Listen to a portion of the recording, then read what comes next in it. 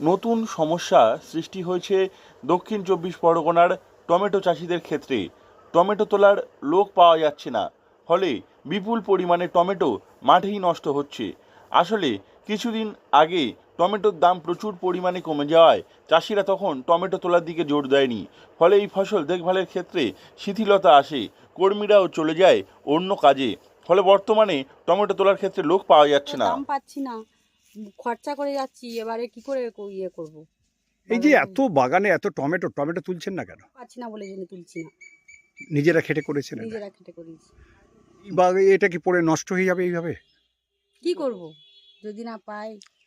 এত খরচা করে যদি না পাই কি করব? নষ্ট তো হবেই। আপনারা কি কি চাইছেন? চাইছেন? চাইছি যাতে বাজারটা বাড়ে, সেই জন্য চাইছি। এদিকে টমেটোর দাম কিছুটা বাড়লেও চাষি নতুন করে টমেটো তুলতে চাইলে প্রয়োজনীয় কর্মী পাচ্ছেন না। এছাড়াও জল পাওয়া যাচ্ছে না, ফলে গাছগুলিকেও বাঁচিয়ে রাখা যাচ্ছে না। কয়েক মাস আগেও সহজলভ্য টমেটো এখন জমিতেই নষ্ট হচ্ছে। পরিস্থিতি এমন দাঁড়িয়েছে যে বহু চাষি টমেটো জমিতেই ফেলে রাখতে বাধ্য হচ্ছেন, যা শেষমেশ নষ্ট হয়ে যাচ্ছে বা গবাদি পশুর খাদ্যে পরিণত হচ্ছে। এদিকে বেশ কিছুদিন টমেটোর দাম কমায় বাজারে টমেটো নিয়ে আসার অনীহা ছিল চাষিদের, ফলে টমেটোর ঘাটতি দেখা যায়। বর্তমান কি পরিস্থিতি রয়েছে? পরিস্থিতি এই পর্যন্ত জল খরা অঞ্চল চলছে, এখন জল দিতে পারছি না, বাজার পাচ্ছি না। হ্যাঁ, যার পরে এইবার তুলতে পারছি না, খরচ কোথায় কী করবে, এখন মাথায় হাত। কি চাইছেন কি? কী যে ক্ষতি চাইছি এখন সরকারের কাছে আবেদন চাইছি। এই খরা অঞ্চল চলছে, এখন কি করব? দাম পাচ্ছি না, যার জন্য তুলছি না। চলছে এখন, জল দিতে পারছি না, বাজার পাচ্ছি না।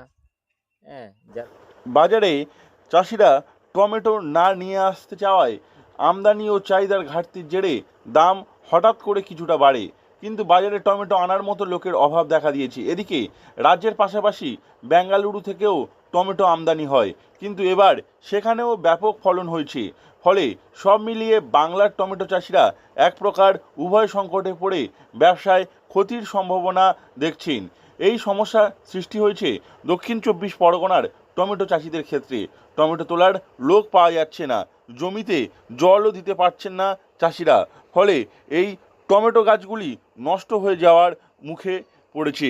দক্ষিণ চব্বিশ পরগনা থেকে নবাব মল্লিকের রিপোর্ট, লোকাল 18 বাংলা।